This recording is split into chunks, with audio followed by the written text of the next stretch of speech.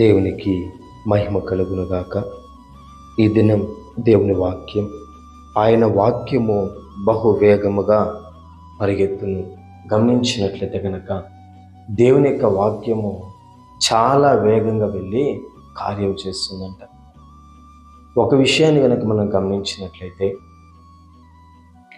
యాయీరు కుమార్తె వేదనతో ఉన్నప్పుడు, మరణకరమైన పరిస్థితులు ఉన్నప్పుడు దేవుడు అంటున్నాడు, చిన్నదానా లెమ్మనగానే వెంటనే ఆ చిన్నది లేచింది.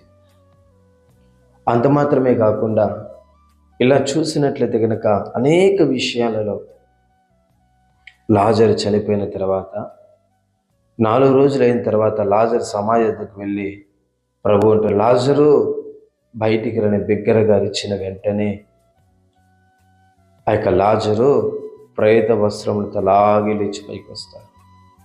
ఇక్కడ కార్యం చేసింది ఏమయ్యానంటే, దేవుని యొక్క వాక్యం ఎంత వేగంగా కార్యం చేసిందో చూడండి.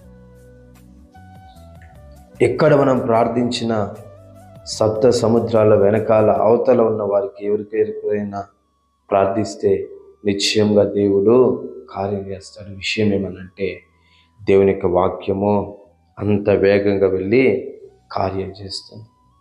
కాబట్టి గమనించండి, ఆ దినాలలో కార్యం చేసిన దేవుడు నేడు కూడా కార్యం చేయడానికి సమర్థుడు, శక్తిమంతుడై ఉన్నాడు. కాబట్టి మొదటగా ఆయన మాటను నమ్ము, విశ్వసించు, ప్రార్థించు. నిశ్చయముగా నీ జీవితంలో దేవుడు గొప్ప కార్యాలను చేస్తాడు. అనేక మంది జీవితాలను మేలు చేసిన దేవుడు నీ జీవితంలో మాత్రం చేయడంటే నీ జీవితంలో కూడా ఆయన ఖచ్చితంగా చేస్తాడు. ఆయన మాట కొరకు విశ్వాసంతో ఎదురు చూడు. దేవుడు ఖచ్చితంగా నా జీవితంలో కార్యం చేస్తాడని విశ్వాసంతో ఎదురు చూడు. దేవుడు నీ జీవితంలో గొప్ప కార్యాలను జరిగిస్తాడు. పరిశుద్ధుడా, స్తోత్రం. ఈ మాటలను దయతో మీరు దీవించి ఆశీర్వదించి కృపనివ్వండి.